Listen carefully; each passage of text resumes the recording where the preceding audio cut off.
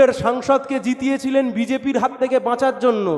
তৃণমূলের সাংসদ এখন বিজেপির কোলে উঠে গান গাইছে, হরি দিন তো গেল সন্ধ্যা হলো পার করো আমারে।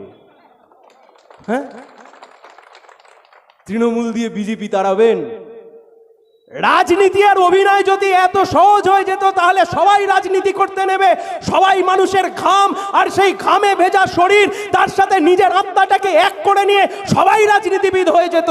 মুখে কিছু ফেস পাউডার মেখে ওই টিভিতে মুখ দেখিয়ে আর সিনেমার বড় আর্টিস্ট হয়ে যারা সেদিনকে রাজনীতিবিদ হয়ে আসলে যারা বিজেপির বিরুদ্ধে লড়াই করবার নাম করে যেমন খুশি তেমন সাজো প্রতিযোগিতায় নামতে এসেছিল, তাদের দিয়ে সিনেমা হতে পারে, তাদের দিয়ে রাজনীতি হয় না।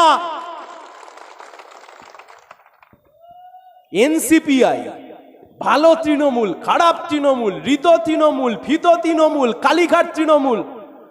আরে মানুষ মরে যাওয়ার পরে হয় কবরে যাবে নয় চিতায় যাবে, বাকিটা ইতিহাস হয়ে গেছে। যে নেই তাকে নিয়ে এত আলোচনা করে আর লাভ নেই।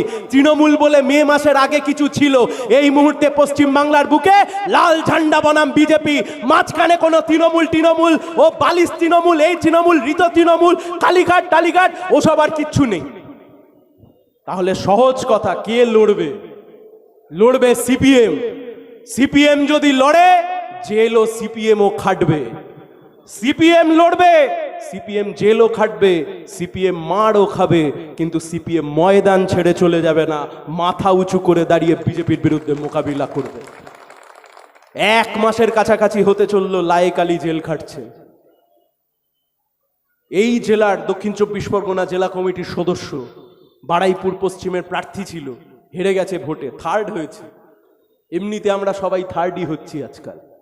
মঞ্চে 1 2 মঞ্চে 2টো থার্ড বসে আছে, দাঁড়িয়ে আছে আর কি। শেষের দিক থেকে আমরা প্রথম হয়েছি নির্বাচনে, কিন্তু মানুষের ভালোবাসা তো এখনো হারিয়ে যায়নি। লায়েক আলী বারুইপুর পশ্চিমের প্রার্থী ছিল। বিজেপি ক্ষমতায় আসবার পরে যতগুলো ধর্ষণের ঘটনা ঘটেছে তার মধ্যে একটা অন্যতম ধর্ষণ এবং খুনের ঘটনা ঘটলো। একটি ছোট্ট মেয়েকে, একটি ছোট্ট বোনকে খুন করে, ধর্ষণ করে খুন করা হলো। পুলিশ কোনো রকমের কোনো তদন্ত করলো না প্রথমের দিকে। সিপিআইএম এর নেতৃত্ব যখন এলাকায় গিয়ে পৌঁছালো, সেই এলাকায় পৌঁছানোর পরে সেখানে লায়েক আলীরা যখন গিয়ে উপস্থিত হলো, পুলিশ বাধ্য হলো তদন্ত শুরু করতে। পরবর্তীকালে আমরা দেখতে পেলাম, পরবর্তীকালে আমরা জানতে পারলাম যাদের বিরুদ্ধে ধর্ষণের অভিযোগ তাদের কাউকে পুলিশ ছেড়ে দিয়েছে থানা থেকে। আমরা জানতে পারলাম যে ধর্ষণের বিরুদ্ধে যার অভিযোগ সেই ব্যক্তি বিজেপির নেতার সাথে ঘুরে বেড়াচ্ছে বারুইপুরে। এর বিরুদ্ধে লায়েক আলী লড়াই করেছে, এর বিরুদ্ধে লায়েক আলী কথা বলেছে। হ্যাঁ, গণপিটুনির ঘটনা ঘটেছে, আমরা গণপিটুনিকে সমর্থন করি না, কিন্তু লায়েক আলী কি গণপিটুনিতে উস্কানি দিয়েছিল? না, লায়েক আলী গণপিটুনিতে উস্কানি দেয়নি। লায়েক আলী মিডিয়ার সামনে দাঁড়িয়ে বলেছিল, হিন্দু হোক বা মুসলমান, কোনো জাত ধর্ম না দেখে ধর্ষণকারীকে গারদে পুড়ে তাকে ফাঁসির দড়িতে ঝোলাতে হবে। আর বিজেপির নেতার সাথে ধর্ষণকারীরা যেভাবে ঘুরে বেড়াচ্ছে, থানা গ্রেপ্তার করবার পরেও এই ঘটনার তদন্ত চেয়েছিল সে। তারপর আমরা কি দেখলাম? রাজ্যের মুখ্যমন্ত্রী শুভেন্দু বাবু তিনি বারুইপুরে গিয়ে বলে দিলেন, ভোটে হেরে যাওয়ার পরে কিছু অতৃপ্ত আত্মা তারা নাকি বারুইপুরের বুকে এই ঘটনা ঘটিয়েছেন।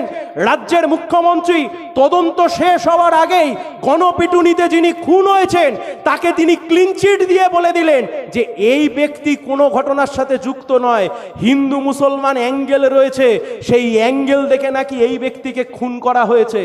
আসলে ওই টালির চাল থেকে যা যা বেরিয়েছে, ওই কালীঘাটের পাঠশালা থেকে যা যা বেরিয়েছে, একটা সময় দিদিমণি ছিলেন মুখ্যমন্ত্রী, পার্ক স্ট্রিটের ধর্ষণ কাণ্ডে তদন্ত হওয়ার আগেই বলেছিলেন সাজানো ঘটনা।